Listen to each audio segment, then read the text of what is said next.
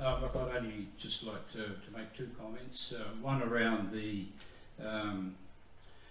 resource consent in Main Road in Redcliffs. It is well known in, well, I'll probably say this in my position as the temporarily stood down chairman of the regulatory committee, that I'm well versed in these things, and a resource consent is never, it's site specific. It's never ever going to be a precedent to go across the whole of an area. And the second thing, just with the clause at the moment, the Mayor has rightly said, you know, we have this variance between a permitted activity and a prohibited activity, and generally everything in between can be consented reasonably easily. However, in this case, we've ended up with a clause that has the word avoid. So no way in hell is anyone going to get a simple resource consent through for this area with that word avoid being the dominant word in that clause. And every time people can lodge a resource consent, they may get their resource consent, but it will cost them a huge amount of money, and they have to jump through a huge amount of hoops and align themselves with a whole lot of prescriptions to get their consent. What we are saying is, if this clause had been in the IHP's, well, it is in the IHP's determination, if it had been acknowledged in the final report that was gazetted, none of you people here would be bothering coming tonight because you wouldn't have the problem.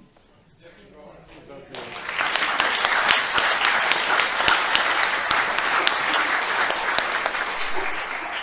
Thank you, Dave. Kim, if you wish to say anything?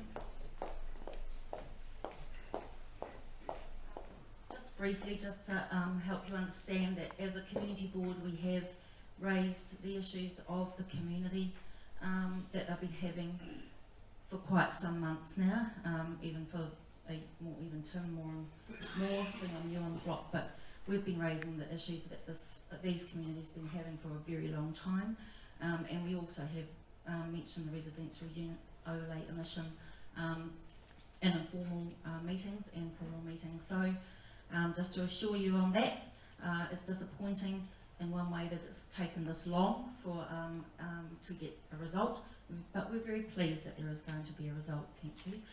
One request please, Leanne, could we have a copy of that resolution that you're saying that you're going to be presenting to Council on Thursday? It's online now, so you can go and check the Council website. We're going to probably extend it so that actually there's a time frame for a report back. Okay, so we're not quite sure what that resolution is, but you can all go onto the Council website and have a look at that. Make sure you're in agreement with it. If you're not, please let us know, and we will be checking it ourselves too, but hopefully it's going to be the right thing, so thank you for that. And we will go through that code of conduct process as it needs to take its course. But we are comfortable with what we have done. It's just a shame it has got to this point.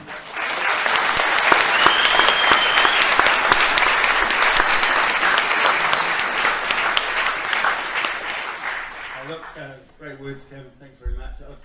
Awesome working with you guys.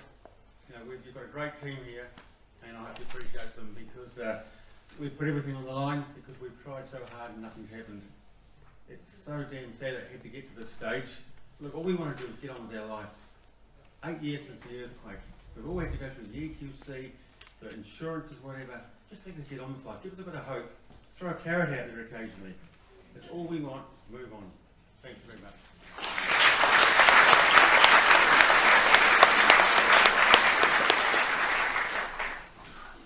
Thank you, Tim. I'd just like to say that the Code of Conduct has been an issue that we have struggled with, and I understand that Kim is heading away for 3 weeks for a well-earned holiday on Friday. It is our intention through David to approach the CEO with the prospect of an early meeting on Thursday to see if we can discuss this issue and move the situation forward. That's the first thing. The second thing is I thank the Mayor for acknowledging that the information has been out in the public arena, because she just talked that she read a particular article that I had written. My point being that the issue has been raised and it has been known by council. It is not something that the Mayor has just suddenly said, I wasn't aware of this particular issue. Thank you.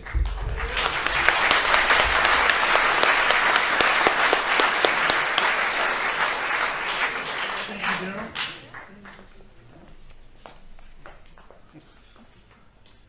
Just one last thing I wanted to mention before I left last time.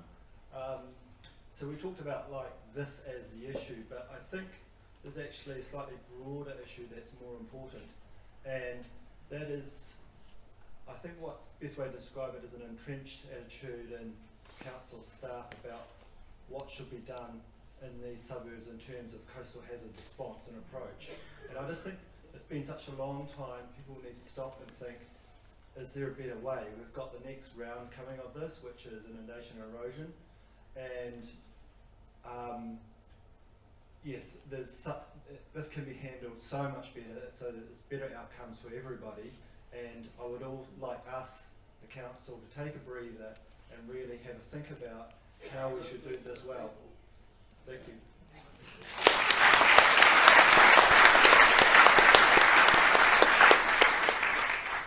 Thank you, Darryl. Well, as I mentioned, we've got a notice of motion, and I think it's important that we've got to have a conclusion to this meeting. We've got to finish up with something that records what you people are thinking, the majority, and I'm sure you will. Gavin Bodger has written a motion, and I'll ask Gavin to come forward and read it. In after a second, I'll open it up for discussion, and then we'll put that motion to the vote. Thank you.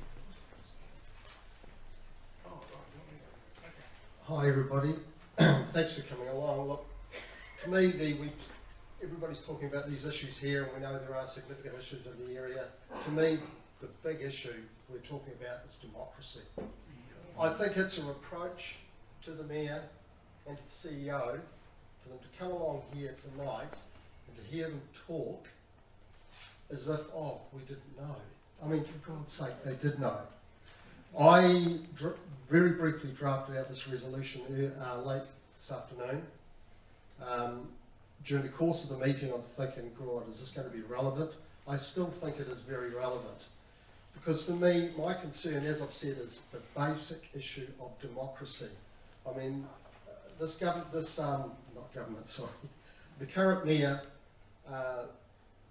put herself forward on the basis of transparency, due process, accountability, and I think we've seen very little of this under the current administration. Under in New Zealand, we have the Local Government Act, which sets out the various ways in which government and local authorities have to deal with us as citizens of New Zealand. That's so that we can have a say. It's so we can have open, honest and free debate. And what I've seen from this council over this last week is an attempt to shut down open, free and honest debate. And that's what worries me personally. This issue of the code of conduct. Now I'm aware that the councillors and the local community board members have signed the code of conduct, but I briefly looked at the Local Government Act, and there's provision in there for the code of conduct. But there's another section in there that actually says that, section 15, that says that the code of conduct does not apply to councillors and local body members. And the reason for that is because it gives them the right to challenge. And to hear the council say that these guys didn't follow due process, God, what else could they have done in the circumstances? So I've just briefly put forward this. As I said, I was worried during the course of the meeting that because of what was said it might change. But this is just it's attempt at putting a notice of motion. I think it's still relevant. I'm just going to ask,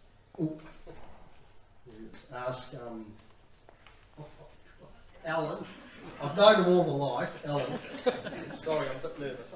So I'm just going to ask Alan to read it out, and then I'd like people to comment on it, think about it, and with a bit of luck, we'll get it passed, and it'll give voice to the community here. Thank you.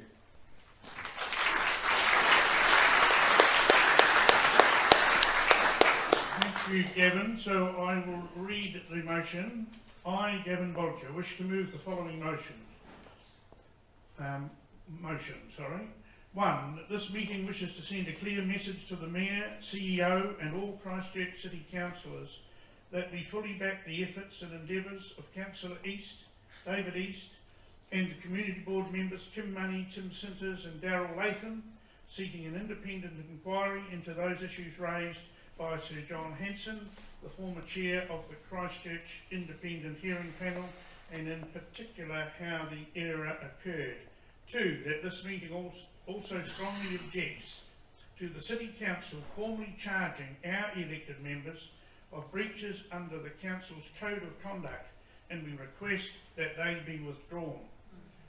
Three, that this meeting asks the Christchurch Coastal Residents United, CCRU, to write on its behalf jointly to the Prime Minister, Minister of Local Government and Minister of Greater Christchurch Regeneration, advising that we fully back the efforts and endeavours of Councillor David East and Community Board members Kim Money, Tim Sintes and Daryl Latham, and that we request A, an independent inquiry into those issues raised by Sir John Hanson, the former chair of the Christchurch Independent Hearing Panel, and in particular how the error occurred, and B, the government utilise whatever legislation or process are required, e.g. the Greater Christchurch Regeneration Act 2016 section 71, in order to reinstate the relevant clause in the district plan as recommended by the Independent Hearing Panel. And finally, that this meeting request that the facilitator of tomorrow's Residents of the East Unite community meeting being held in Redcliffs be requested to table these motions for consideration at the conclusion of their meeting. So this has been put by Gavin to do it formally, although this isn't actually a formal organisation, but I think we should follow due process. Have I got someone that would second the motion? Seconded by this gentleman? Simon Brown, Vice Chair of South Shore Residents Association. Thank you, Simon. Right, I'll now open it up for discussion, and if anyone would like to make comment or discuss the proposed motion.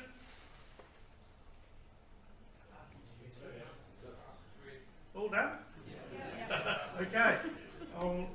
Being no discussion, I will put the motion. All those in favour say aye. Aye. Against? One hiccup. Carried.